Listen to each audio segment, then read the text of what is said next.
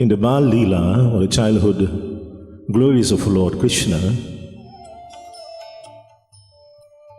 it is described in Bhagavad Puran Katha by Shukadevji Muni as he narrated the beautiful Bhagavad Puran to Raja Parikshit, and of course by extension we share in this divine narration.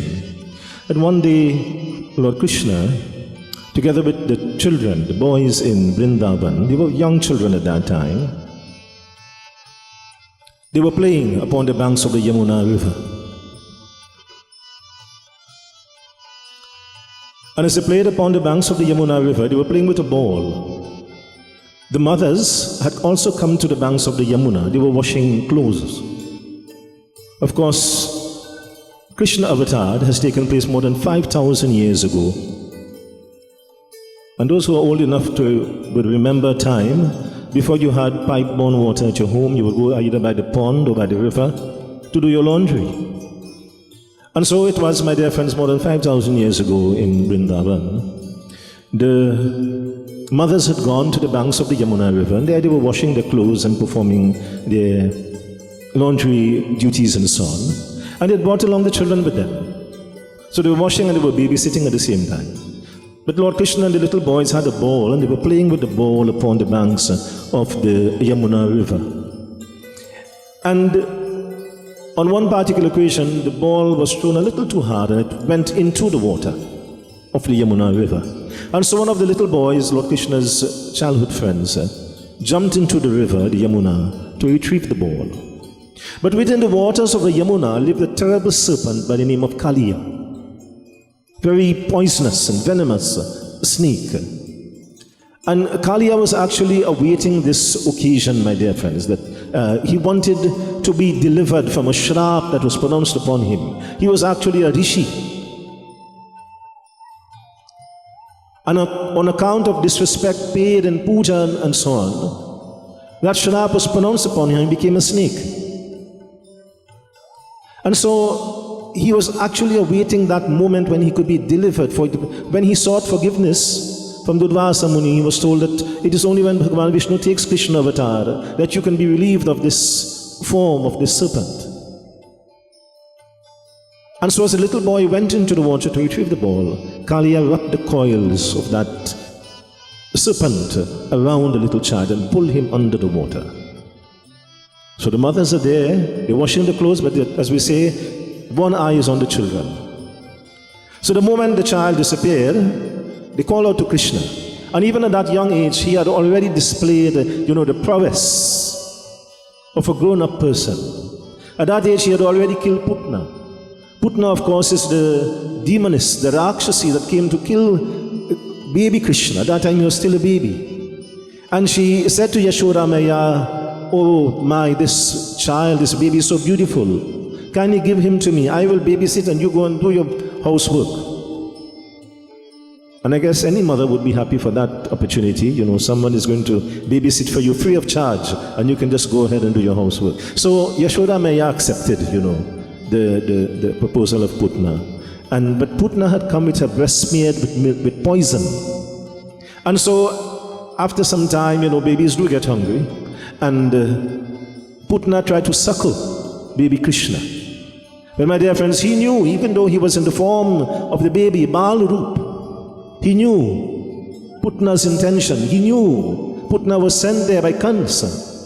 Kansa actually had the intention of, getting rid of baby Krishna. For he, Krishna, the 8th child of Devaki, was supposed to be the cause of his death.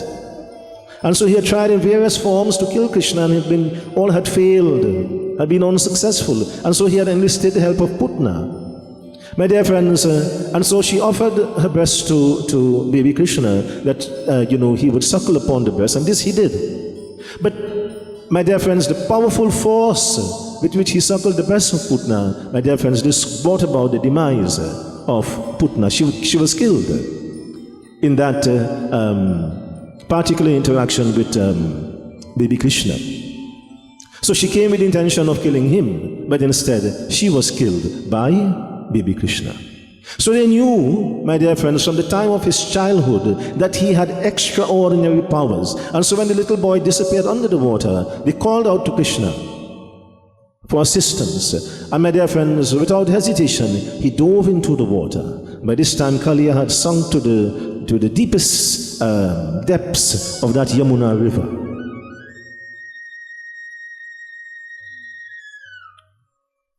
Last year, I spent 3 weeks in India.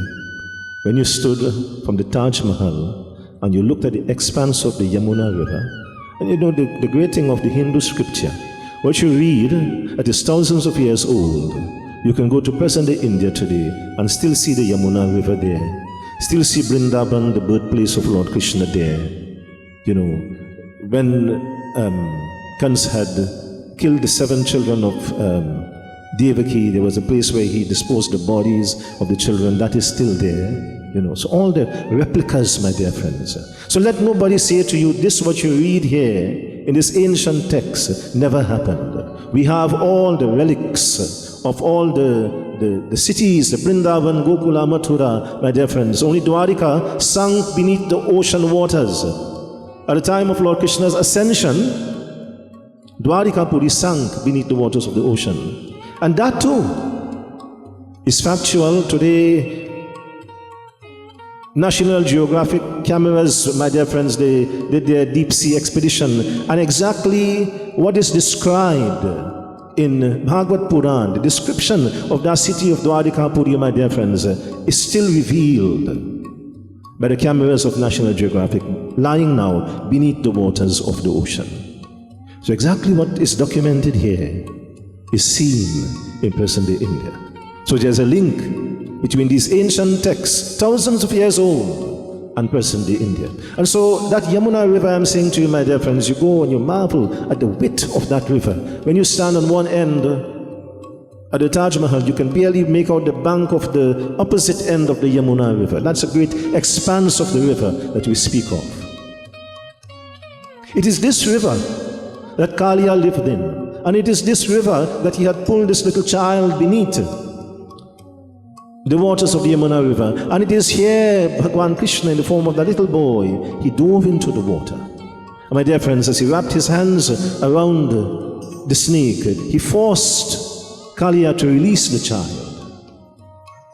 And the tremendous force, my dear friends, that he exerted, you know what is a bear hug? This is more than a bear hug. The tremendous force that he exerted upon Kalia, as he released the child and the child went to the banks of the Yamuna to safety, Kalia, gasping for breath, came to the surface of the water, and the hood of the snake is now seen above the surface of the water. And it is described to us in Bhagavad Puran, my dear friends, Bhagwan Krishna now climbed upon the hood of the snake and taking the basudi, he played upon the basudi and danced upon the head of Kalia. There was a wonderful Brahman, a most knowledgeable Brahman by the name of Atmad. He was married to Dhundhuli. That's the name of his Dulahin. And they desired very much to have a child. But all their desires, my dear friends, were not fulfilled. And Atmadev had gotten frustrated, and he had said to Dhundhuli, I will leave this home, and I will not return, O Dhundhuli, until Bhagwan Krishna sees it fit that he will bless us with his son that we desire. And so, bidding farewell to his Dulhin, Dhundhuli, Atmadev left home. He went to the forest, my dear friends, upon the banks of the Narmada River. He sat beneath a peepal tree. The peepal tree, of course, is very sacred to Lord Krishna. And there, he's praying for the blessings and the intervention of Lord Krishna. Several months passed him. He did not become discouraged. He had that firm belief that Bhagwan Krishna was going to come to bless him, to fulfill that desire. Persistence, perseverance, dedication, very important, my dear friends. Whoever we are, whatever stage we're at, persistence is needed, perseverance is needed, dedication is needed. If they give up at the first instant, they find something hard or difficult to do in the paper, then of course they would not attain success. If you go to work and you say the work is too hard, and you're not persistent, you do not persevere. You know, in today's world, people have a tendency to give up too easily. So sometimes a person gets a job, he goes to work first day, he finds the job too hard, he fired the job. He prefers to be at home, where he's not inconvenienced. Everything takes some effort. And so it's no different in devotion to God. So the same persistence is needed, and perseverance is needed, and dedication is needed. After one day he could say, look, this is too troublesome, it's taking too long. Why hasn't Lord Krishna responded to me? After 1 week, he could have gotten up and returned home and said, Hundulu, look, let's forget about this. No children first. He persisted, my dear friends. And after several months had passed, Bhagwan Krishna manifested as Adi Purush. Not in this form of Krishna that we know him with the Basuri and so on. But when Atmad looked at this sant in front of him, he felt as though he was seeing Lord Krishna. It was not Lord Krishna at all, but that devotion within him, my dear friends, when he looked at this sant, it was Krishna Bhagwan, but of course in the disguise of this Adi Purusha. And so he says, Prabhu, bless me with the gift of a child. And Bhagwan is saying to him, why are you calling me Prabhu? I am an ordinary Rishi. I am not Prabhu at all. You know, once Bhagwan Krishna wanted to test this couple, very elderly couple, but they were great devotees of Lord Krishna, very poor. Every single day they would light their diya and offer arati and perform puja and so on to Bhagwan Krishna. So Bhagwan Krishna similarly took the form of a normal sadhu one day, and he came to the old people's home, and he says to the old couple, I'm very hungry. Do you have anything to eat? All they had was one hand of ripe fig. They themselves did not have much. But again, when they looked at the sadhu, their intense devotion for Lord Krishna, they felt as they were seeing Bhagwan Krishna himself.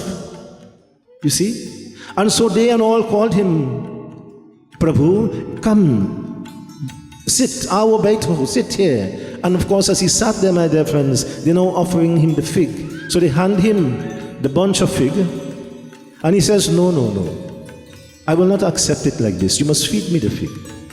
You see?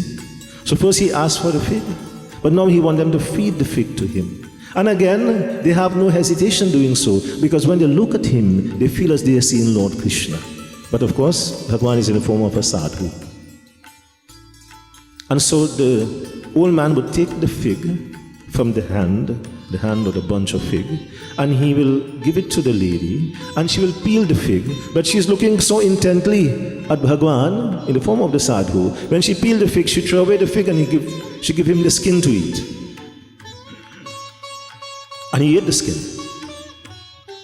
So this happened once, it happened twice. The old man too is taken up with the form of Bhagwan in this sadhu, you know. After the third fig, the old man is coming to his senses, and he says to his Dulahim, concentrate on what you're doing. You're feeding the skin and you're throwing away the fig. Oh, and when she looked at the mistake she made, Chama karo, Prabhu, this grave error I have made, and you did not complain. And now she concentrated on peeling the fig and made sure she threw away the skin. And when she gave him the fig, he says, no, no, no. The taste has changed. I do not want any more. The skin was tasting better than the fig. Why? Something had changed. The concentration was now not on Bhagwan, but the act of peeling the fig. You know, that bhav had been lost, my dear friends. And then he revealed his true form of Bhagwan Krishna, and he blessed them both. So similarly, Atmad is looking at this Adi Purush, and he's thinking like this is Bhagwan Krishna himself. And so Bhagwan is asking him in the disguise of that sant, tell me what you need, O Brahman. Why are you performing this tapasya here? And he says to him, Prabhu, I am without offspring. I desire to have a son. And Bhagwan said, let me look at your hand. And by looking at his hand and the lines on his hand, he says, you're not destined to have a son for 7 generations. Return to your home. This is not in your destiny at all. Give up this futile attempt. Atmad was downtrodden. He was devastated by the words of this Adi Purush. And after he thought for a moment, he says, if you cannot deliver this blessing unto me, then right here in this river, I will not return to my Dulahin. I do not wish to return empty-handed, or without that assurance that this blessing of a child would be bestowed upon us. Right here in this river, I will take my life. And so he got up, my dear friends, with that intention of jumping into the river, and there Bhagwan revealed his true form. He picked a fruit from a nearby tree, and he blessed this fruit and gave it to Atmad. Return to your home, give this to your Dulahin. And once she eats this fruit, O Atmad, in due course of time, you will be blessed with a virtuous son. And so this he did. He took home the fruit to Dhunduli. Very jubilantly, very happy, he says to her, Dhunduli, our prayers will be answered. And he related to her the experience he had had with that sant in the forest. Give this, the sant says to me, give this to Dulahin. Eat this, O Dhunduli, and you will be blessed with that son that we desire. He gave it to her, my dear friends. He had not even one doubt in his mind. He did not entertain any doubt whatsoever that his wife would not do as he had asked her to do. In fact, he gave her the fruit, and while she's holding the fruit in her hand, he goes to his puja corner at his home, just as many Hindu homes would have a puja corner with murtis and so on, and he goes to give thanks to Bhagwan there. Gad Sudama hota meito dauda dwarika ata. When Sudama came to you, O Krishna, without even asking, he was blessed abundantly with palace and wealth and riches and so on. So too, O Krishna, we come to you, seeking your intervention and blessings in our lives. And so, my dear friends, whilst Atmad is in the mandir, giving thanks to Lord Krishna, Dulahin Dhunduli is holding the fruit in her hand, considering what to do. At that same moment, Dhunduli's sister, who is 2 months pregnant, happened to come to visit Dhunduli. So Dhunduli is saying to her, listen, Atmad has spent several months in the forest, and he claims that this fruit has been so blessed. If I eat this fruit immediately, the blessing of a son would be bestowed upon us. In due course of time, that desire that we both have will be fulfilled. And her sister stopped her. No, no, no. This is not a good idea at all. Listen, this child that I'm carrying, I'm 2 months pregnant. In due course of time, when this child is born, I will give this child to you. And you would say to Atmad, this child is his. Should she listen to the sister? Is this good advice? Obviously, it's not good advice. This is a form of deceit and treachery now that is being hatched between Dhunduli and her sister. She says, I do not wish to nurture this child as a mother would nurture a newborn. I do not have the time for this. I will give this child to you and Atmad. Do not eat this fruit. Throw it away immediately. Obviously, the better judgment of Dhunduli should have prevailed. But you know, the name Dhunduli itself means someone who is used or accustomed to having their own way. The meaning of the word Dhunduli, he or she who is accustomed to having their own way all the time. And so, she had her own way. Atmad said, eat the fruit. Her sister said, nahi, throw it away. And what did she do? She threw it through the window. But the fruit fell near the cow. Atmad also had a cow. And the cow was grazing not too far. And many cows, are fond of eating fruits. If you feed them fig, you feed them apple and so on, they're going to eat the fruit. So Atmadev's cow also loved eating fruits. And so the cow is there, he's eating, she's eating, she comes upon the fruit, she eats the fruit. So what happens? Dhunduli feigns sickness. Every time Atmadev comes home, she's lying on the bed. She says, oh, this pregnancy is too much for me. I cannot do the housework, I cannot do the chores. And he says to her, you rest. He's so happy, that the child that they have anticipated for so long, the child is on the way. So he would say to Dhunduli, you rest, lie down on the bed and you rest. I will do the household chores and so on. So she pretended, my dear friends, that role of being a pregnant mother, she pretended to, the last detail. Keeping out of the way of Atmadev, who never pried, who never asked any question, but was so satisfied that at least the blessings of Bhagavan was going to bring to them the gift of that child.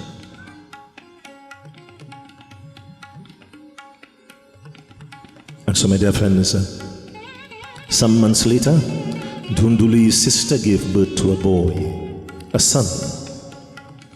She brought this child home and said to Dhunduli, this child is yours. And when Atmadev came home that evening, joyfully, Dhunduli says to her husband, our son has been born. Atmadev was beside himself with joy and happiness.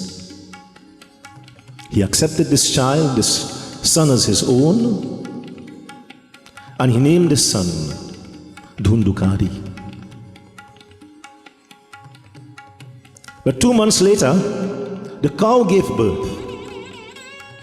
But very unusually, the cow gave birth to a human child with big ears, cow-like ears.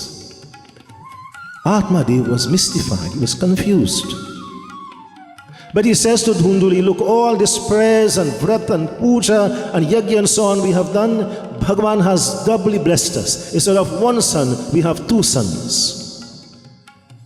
So he accepted this child as well as his own. That's a child who was born from the fruit that was blessed and given to him that Dhunduli had thrown out of the window. And he named the second child Gokaran.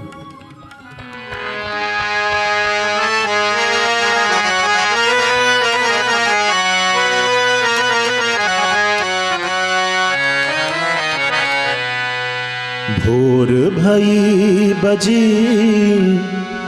मधुर मुरलिया कैसे धरे जिया भीर O Krishna, dawn arrives when you play upon the Basuri. The music of your Basuri, O Krishna, dispels the darkness not just of the night time, but the darkness within our lives. Your music, your words, your blessings, O Krishna, resonate beyond Vrindavan and Mathura and Gokula. Throughout the entire world, Dard na jane, Peer na jane, Shyama harope Peer. Our anguish and sufferings, O Krishna, disappears by simply hearing your name. Unaware of the deceit that Dhunduli and her sister had practiced, unaware that his son Dhundukari was not even his own son, he loved them both equally, Dhundukari and Gokaran.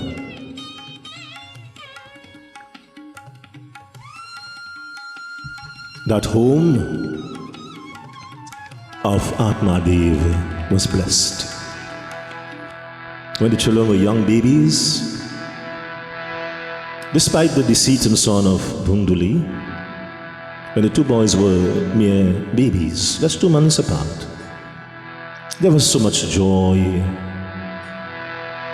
that overflowed from the home of Atmadev. They both shared. Dhunduli never revealed to Atmadev, of course, what had happened, but they both shared. in that joy and happiness. For the first 2 formative years of the children, my dear friends, the happiness of Atmad knew no bounds.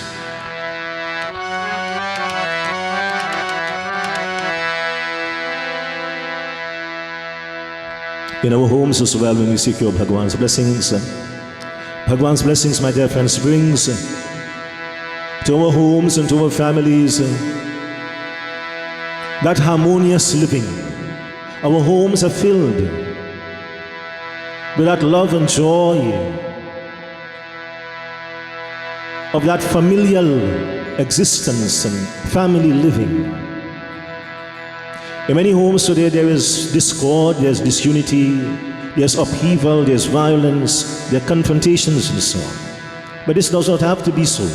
We can create and maintain in our homes, my dear friends, that loving, harmonious atmosphere when we propitiate that divine Lord. Bolo bolo Radhe Sham Yugal Charana. And what does it take? Simply to chant Radhe Sham, the name of Radha and Krishna. It says, Itahi Ayodhya Nirmal Saryu Uttamathura Shital Yamuna. That same bliss that pervaded Ayodhya and Mathura. My dear friends, as the boys grew, however, Atmad noticed a vast difference in the 2 boys. Atmad was a Brahmin, wanted to teach his sons mantras and bhajans and so on. And so from a young age he would call them and he would teach them the mantras. He noticed something. Gokaran would readily grasp the mantras and bhajans, and in one, as we say, he would be able to chant the mantras and bhajans that his father had taught him. But Dhundukari, when you say somebody had hard, several times, repeatedly, the same line, the same mantra would be given to Dhundukari, but he would be unable to say it. So he's noticing a difference, as the boys are growing up 4 or 5 years old, that's the age where we're supposed to begin to teach them simple little things. The youngest child, if you teach them Om Namah Shivaya, they will be able to say it. So we teach our children from a young age, my dear friends. So this is a difference he began to notice between Dhundukari and Gokaran. And as they grew even older, 9, 10 years old, Gokaran would be a very loving child. He would be respectful to his parents, Atmadev and Dhunduli, whereas Dhundukari was always rough and aggressive and disrespectful. Gokaran would go to the cow and play with the cow, lovingly. Dhundukari would beat the cow. So there's a vast difference, my dear friends. Dhundukari from a young age displayed a very cruel side of himself towards his own parents and also to the animals and so on.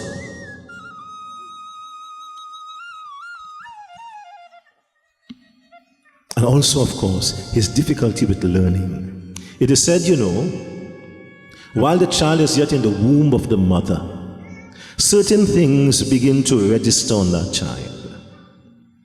If the mother is loving and kind, the child, that is passed on to the child. We know what the mother eats and what the mother drinks. The child shares in that.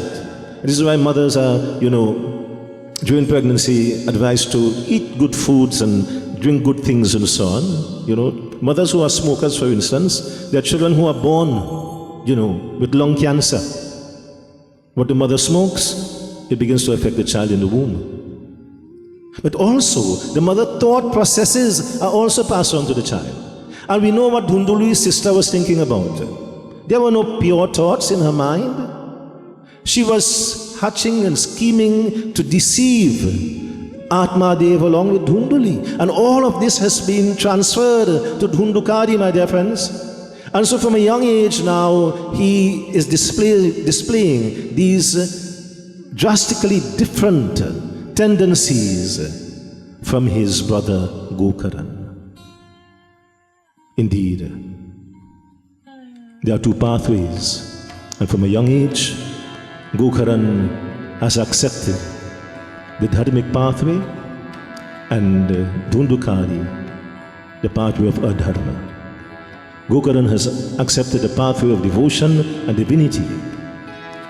And Dhundukari, my dear friends, those traits has now appeared in him of unrighteousness and sinfulness.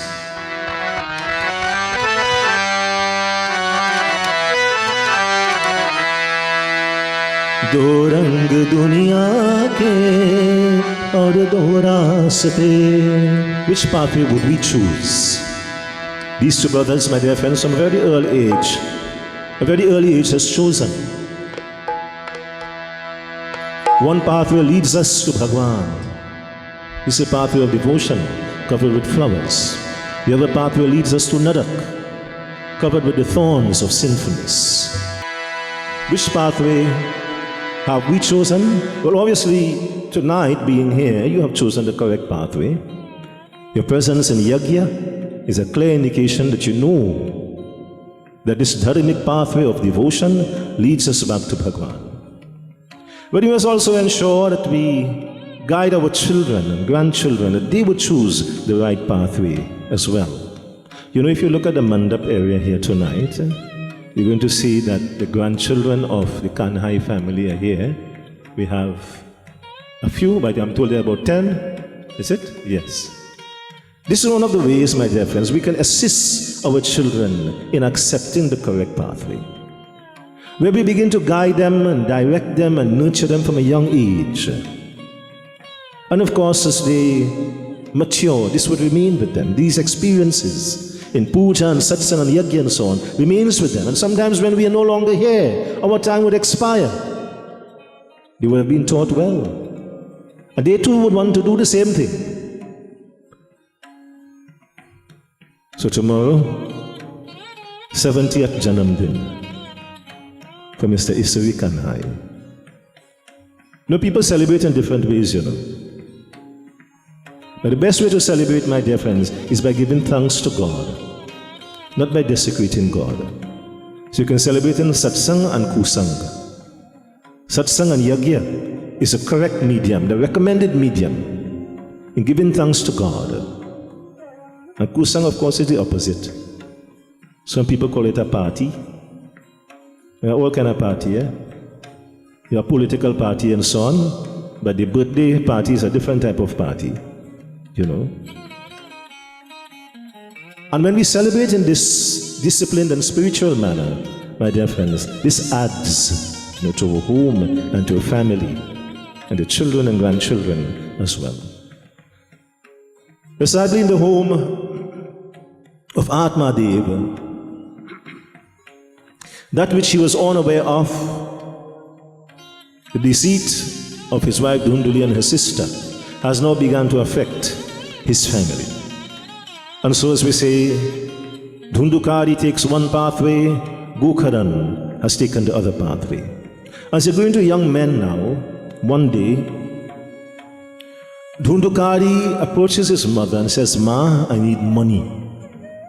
At that time, as a young man now, grown, Gokaran would go with his father to the mandir and so on, and together would perform puja and so on. But whenever they would ask Dhundukari, he says, "No, I don't have time for that."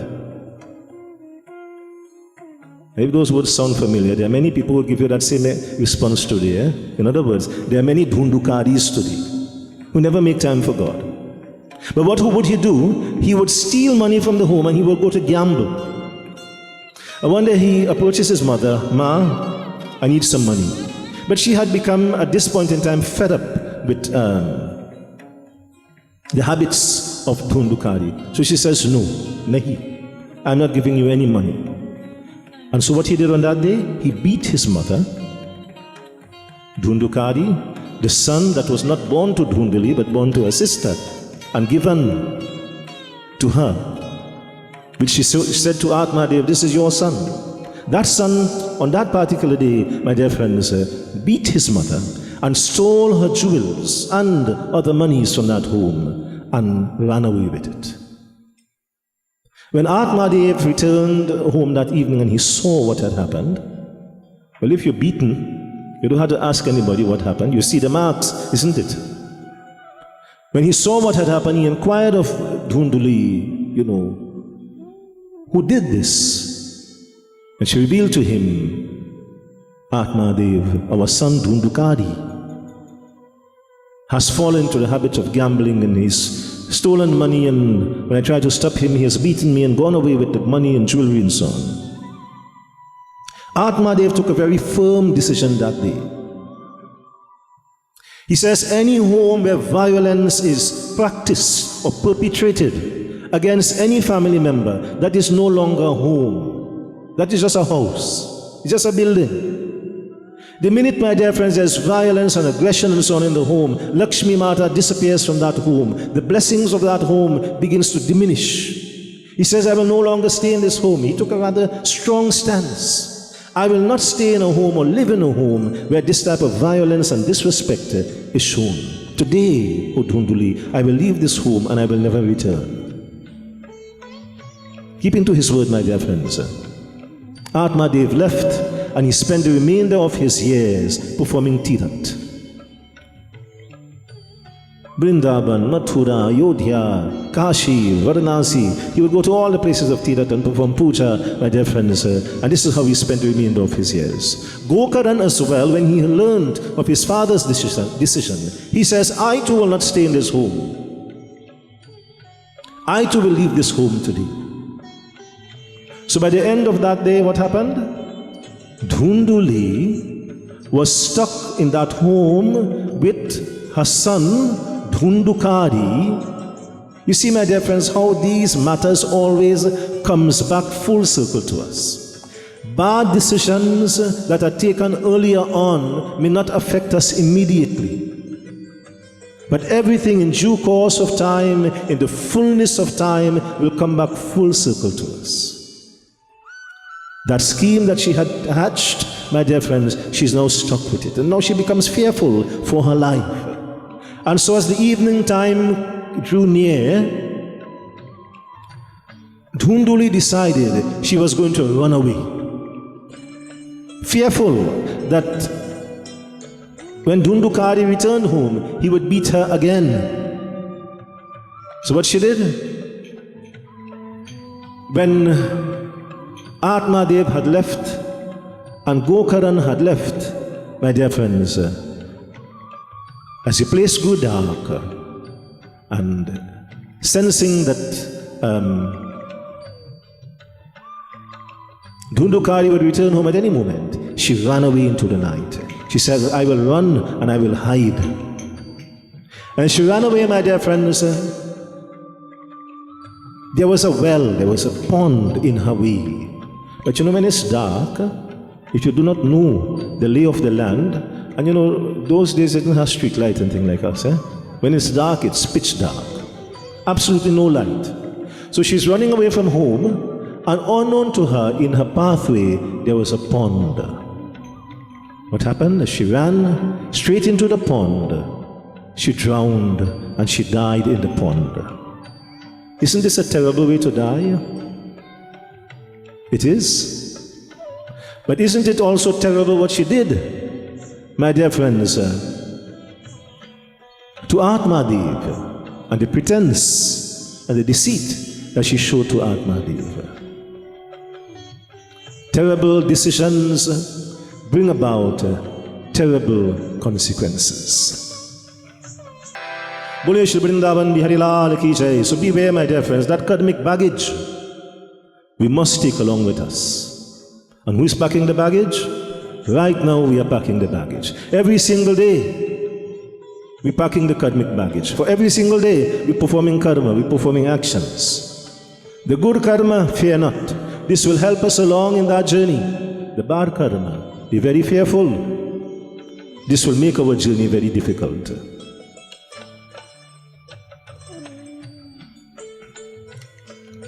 When Dhundukari learned that all had gone, he was very happy.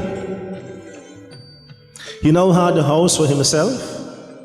And so those miscreants that he had for friends, as his friends, he invited them to move in with him. Their sole mission on a daily basis was to plan whose home and which individuals they are going to steal, to attack, to loot, to plunder. Whereas you would plan on a daily basis what chores, what work you have to perform, the actions of Dhunduli and his companions, my dear friends, his cohorts, were very different from us. Every single day, which village we're going to, which home we're going to. And so, my dear friends, one day they went to a distant village, very wealthy home, and they stole from that home.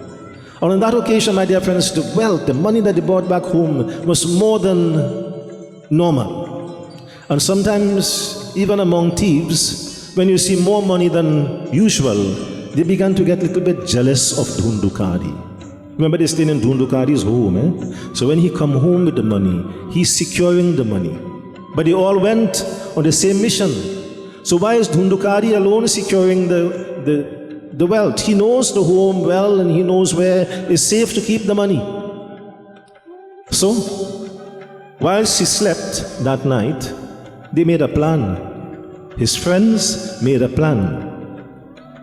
We cannot have this happening. Dhundukari is controlling the loot.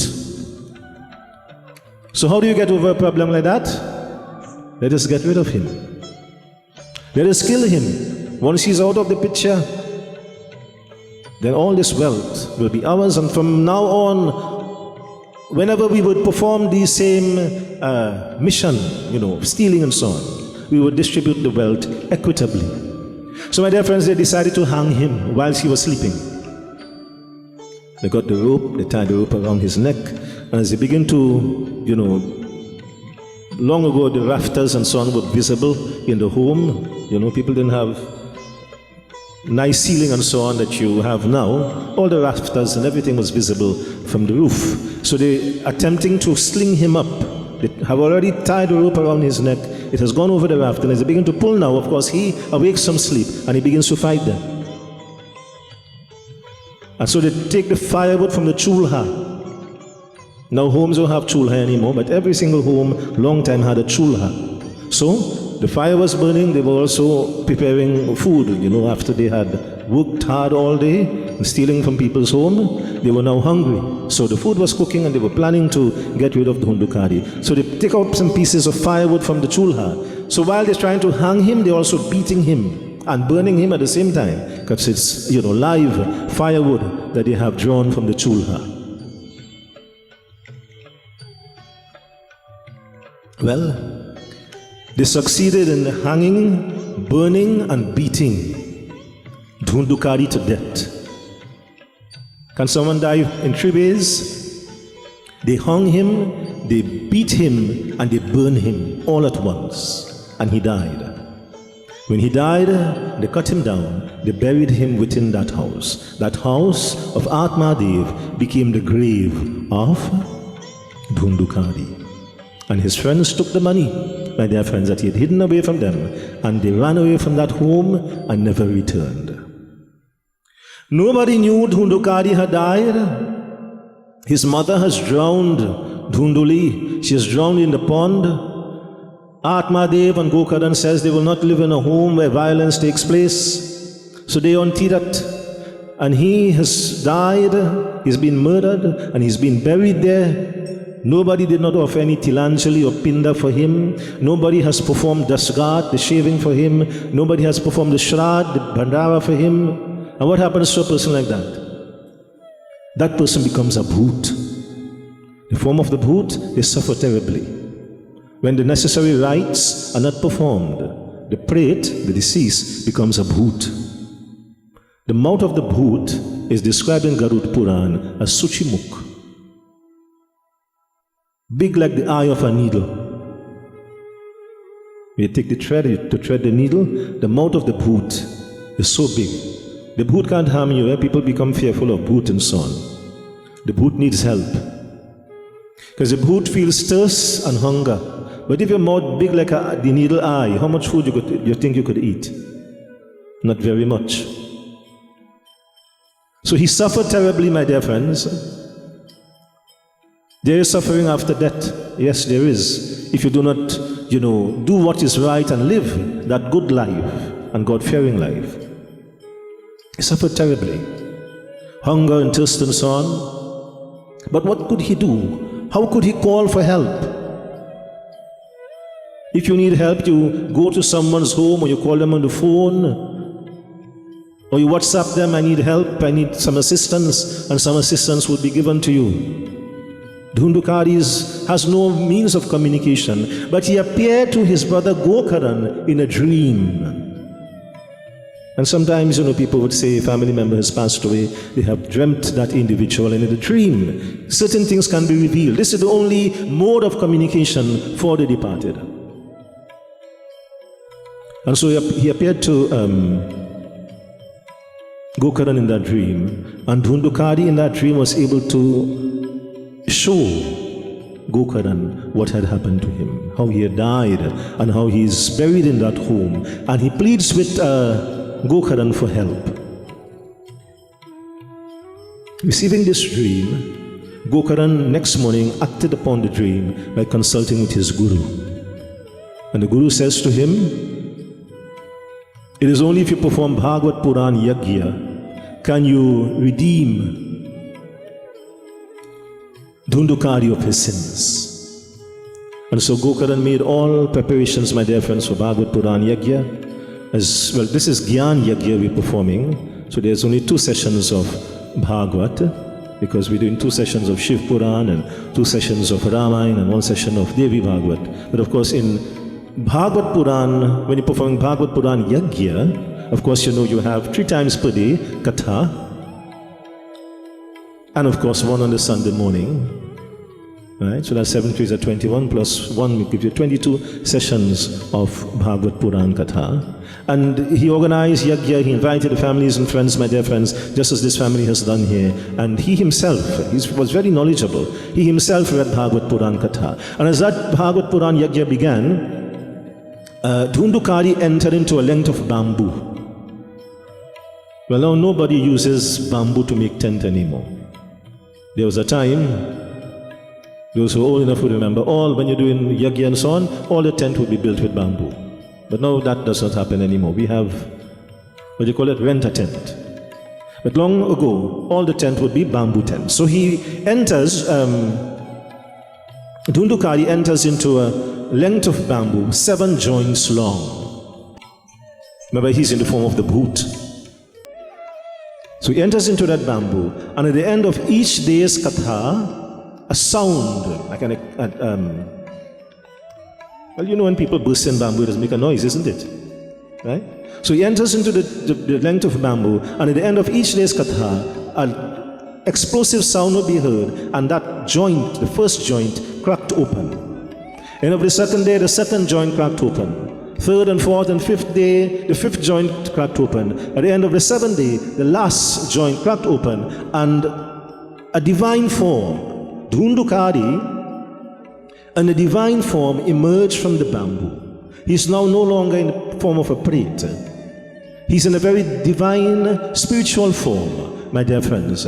That listening to the 7 days of Bhagavad Puran Yajna had transformed him from the form of a preta, my dear friends, into a divine entity that Bhagavan Krishna was willing to accept into Vaikuntha Lok. And so he bowed to Gokaran, he thanked Gokaran, Bhaiya, it is on account of what you have done. You have freed me. This is the power of Bhagavad Puran Katha, my dear friends. You have freed me. And this is why, those, again, if you throw your minds back 40, 50 years ago, most times when people perform Yajna was Bhagavad Katha, Bhagavad Puran, Because the older people understood the importance, the value, the benefit of performing Bhagavad Yajna and so on. And so majority of times, people had Yajna was Bhagavad Yajna all the time, most of the times. And so he says to his brother, Bhaiya, Gokaran, on account of what you have done, you have freed me from this terrible form, helplessness and hopelessness that I was trapped in. And to the blessings of Lord Krishna, Dhundukari was permitted to go to Vaikuntha. So the others who were there had a question for Gokaran. All of us listened to the same katha that Dhundukari listened to. How come he alone get the opportunity to go to Vaikuntha? What about us? So Gokaran explained to them. Dhundukari, his sole objective was only Lord Krishna and listening to the katha, even though he was not in Manushari, human form. His sole objective, he didn't have any house to think about, any wife or children to think about, or land or possessions to think about. But you, the audience, he's saying to them, many of you were thinking about your home and your jewelry and your money and your children or your wife or your husband or your parents, and so this would have diluted your devotion to Lord Krishna. When you come to Yajna, my dear friends, the sole purpose, the sole objective is supposed to be worship to God. And when that can be our sole objective, Gokaran explains to those who were gathered there, then you too can achieve the same benefit and blessings that Dhundukari had achieved. Boliye Shri Vrindavan Bihari Lal Ki Jai.